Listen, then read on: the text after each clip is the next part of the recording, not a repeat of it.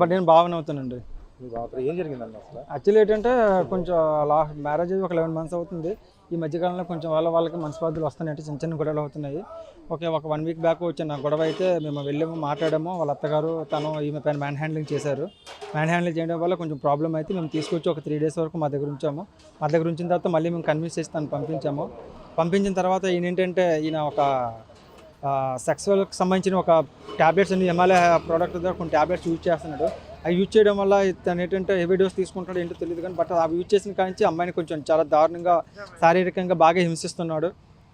ఆ హింసించడం అనేది అమ్మాయి తను తట్టుకోలేకపోవడం వల్ల మాకు అందరికీ వాళ్ళ అమ్మగారికి అలాగే చెప్పడం జరిగింది. బట్ ఏంటి ఇదైతే నార్మల్గా కదా అని చెప్పి మేము టీకే తీసుకున్నాము. అదే సేమ్ టైం అబ్బాయి కూడా మాకు కూడా ఇన్ఫామ్ చేశాడు, మీ మరదలు ఎలా చేస్తుంది, మీరు ఇన్ఫామ్ చేయండి, మీరు మాట్లాడండి, నాకు చాలా దీనిగా ఉందని. ఆ తర్వాత ఏంటంటే మేము అమ్మాయితో మాట్లాడడం జరిగింది. అమ్మాయి ఏమని చెప్పిందంటే, మీకు తెలియదు ఇక్కడ జరిగింది అంతా కూడా, మీరు నన్ను అంటున్నారని చెప్పేసి అమ్మాయిని అనడం జరిగింది. ఆ తర్వాత నాకు అమ్మాయి వాట్సాప్లో పెట్టింది, ఈ ట్యాబ్లెట్స్ యూజ్ చేస్తున్నాడు, ఎందుకు యూజ్ చేస్తున్నాడు మీరు ఆ అబ్బాయిని అడగండి, మీకు నిజాలు తెలిస్తే అని చెప్పడం జరిగింది. బట్ ఇది జరిగిన తర్వాత ఒక 1.5 అవర్ నుంచి తర్వాత మాకు వాళ్ళ నెంబర్ నుంచి పదే కంటిన్యూ కాల్స్ రావడం జరిగింది. అరౌండ్ 11 అవుతుంది టైము. ఇదేదో నార్మల్గా కాల్స్ చేస్తున్నారు కదా అని చెప్పి మేము టేక్ తీసుకున్నాము. అంటే ఏదో చిన్న మనస్పర్ధలు వస్తాయి కదా, మామూలుగా ఏదో కాల్ చేసి ఉంటారు కదా, టేక్ తీసుకున్నాం. బట్ కంటిన్యూ కాల్స్ రావడం వల్ల మేము కాల్ లిఫ్ట్ చేయాల్సి వచ్చింది. లిఫ్ట్ చేసిన తర్వాత ఏమో తన కాల్ చేసి తను లిఫ్ట్ మాట్లాడకుండా ఎవరో అదర్ పర్సన్తో మాట్లాడిపించి ఆయన ఏం చెప్పారంటే, మీ మరదలకి ఇలాగా బాగాలేదు, ఎమర్జెన్సీగా ఉంది, మేము బెహ్రా హాస్పిటల్లో జాయిన్ చేసాము, మీరు ఇమీడియట్లీ రావాలి అన్నారు. అదేంటంటే నేను ఒక 1.5 అవర్ 2 అవర్స్ బ్యాకే కదా నేను మాట్లాడాను, అప్పుడు నార్మల్గానే ఉంది కదా, ఇప్పుడు అంత సివియర్ అంత ఎమర్జెన్సీ ఏంటి, అసలు మీరు రీజన్ చెప్పండి అంటే, బట్ నాకు రీజన్ మాత్రం నాకు అసలు 1% కూడా జీరో అది చెప్పలేదండి. చెప్పకపోయినా సరే నేను ఇమీడియట్లీ మా ఫ్యామిలీ మెంబర్ తీసుకుని అక్కడికి వెళ్ళడం జరిగింది, బెహ్రా హాస్పిటల్కి.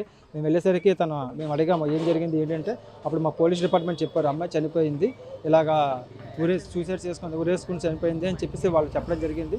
అక్కడ అంబులెన్స్ ఉంది షెల్లార్లోని, బెహ్రా హాస్పిటల్ షెల్లార్లోని. ఆ షెల్లార్ పక్కన వీల్ చైర్లో అమ్మాయిని బాడీ పెట్టడం జరిగింది. ఆమె చూసిన తర్వాత మాకు ఇలా జరిగింది. ఆ తర్వాత మేము పోలీస్ స్టేషన్కి వెళ్ళి కంప్లైంట్ ఇవ్వడం కూడా జరిగింది. ఇది 100% హత్య సార్. ఎందుకంటే తను ఏదైతే ఆ మెడిసిన్ యూజ్ చేస్తున్నాడో, ఆ మెడిసిన్ యూజ్ చేసిన కానీ ఈ అమ్మాయిని చాలా శారీరకంగా హింసిస్తున్నాడు సార్. ఏ ఆడపిల్లని కూడా అంత శారీరకంగా హింసించినప్పుడు ఏ ఆడపిల్ల కూడా తట్టుకోలేదు సార్. రోజుకి 5 times 6 times అంటే ఎంతవరకు ఎవరికి స్టామినా ఉంటుంది? అబ్బాయి అంటే మెడిసిన్ యూజ్ చేస్తున్నారు కదా, అబ్బాయి స్టామినా ఉండొచ్చు. Normal lady that 23 years age అమ్మకి అంత స్టామినా ఉండకపోవచ్చు కదా సార్. వాళ్ళు ముందు నుంచి అమ్మాయి చెప్పింది కదా, మరి అబ్బాయితో మాట్లాడదు. అది నార్మల్ అబ్బాయితో మేము అంత పర్టికులర్ మాట్లాడదు, అంటే ఏదో నార్మల్ టేక్ చేసి ఏదో నార్మల్ ట్యాబ్లెట్స్ కదా అనుకున్నాం, కానీ ఎలాంటి ట్యాబ్లెట్స్ని మేము అసలు గెస్ట్ చేయలేదండి. దట్టు కూడా అమ్మాయి కూడా మాకు ఇంత సివియర్గా ఉందని కూడా మాకు ఇలా ఇబ్బంది పెడుతున్నాడని చెప్పింది తప్ప ఇంత దారుణంగా టీచ్ చేస్తున్న విషయం మాకు చెప్పలేదండి కంప్లీట్గా. మీరు చెప్పుకుంటూ ఉంటే మేము కంపల్సరీగా ఏదో ఒక యాక్షన్ తీసుకునేవారు. ఏదో నార్మల్గా అంటే అమ్మాయి చెప్పలేకపోయింది, ఇంత ప్రాబ్లమ్ని ఏంటంటే చెప్పుకోలేకపోయింది మాతోటి. అది చెప్పుకోలేకపోవడం ఈరోజు అమ్మాయి ప్రాణాలు పరారు అంటే ఇప్పుడు హస్బెండ్ మామగారు వాళ్ళ మామగారును స్టేషన్లో ఉన్నారు. వాళ్ళ మదర్ ఏమో తీర్థయాత్రలకు వెళ్ళారు.